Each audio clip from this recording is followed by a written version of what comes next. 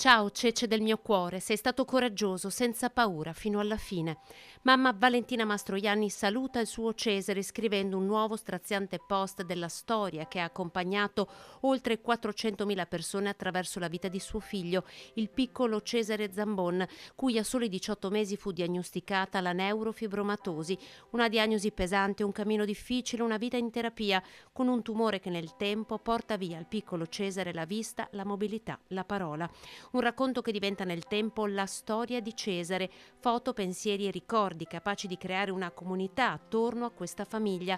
Valentina, Federico, il papà e i due fratelli. 2 libri e la famiglia che per curare Cece si trasferisce a Genova, famiglia che non dimentica mai la sua Conegliano, che oggi la abbraccia con tutta la sua forza. Per noi è stata una fortuna poter conoscere Cesare, un bimbo tra l'altro che aveva una grandissima vitalità, una grandissima voglia di conoscere, nonostante le difficoltà, il mondo che lo circondava, e ha lasciato in tutti noi quel grande desiderio di capire che la vita è bella. Un pensiero va alla famiglia, una famiglia che ha dedicato parte della vita non solo a Cesare, ma anche a tutta la comunità, perché molto del loro impegno è stato un impegno sociale, un impegno di solidarietà.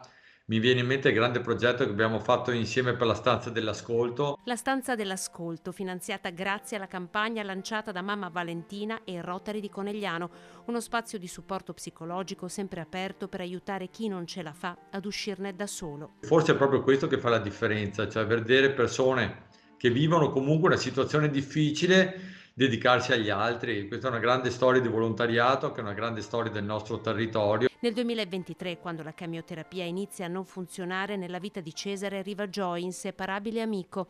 Centinaia i messaggi di cordoglio arrivati in queste ore a ricordare questo piccolo grande eroe. Questa vita a cui tu hai dato tanto senza chiedere niente, scrive ancora Mamma Valentina. Una storia di affetto, dolore, consapevolezza e determinazione. Ti ho fatto una promessa di non essere arrabbiata con questa vita e ce la metterò tutta. E poi il saluto. Ora vai, finalmente libero. Corri, Cece, veloce come la luce, braccia aperte e vai.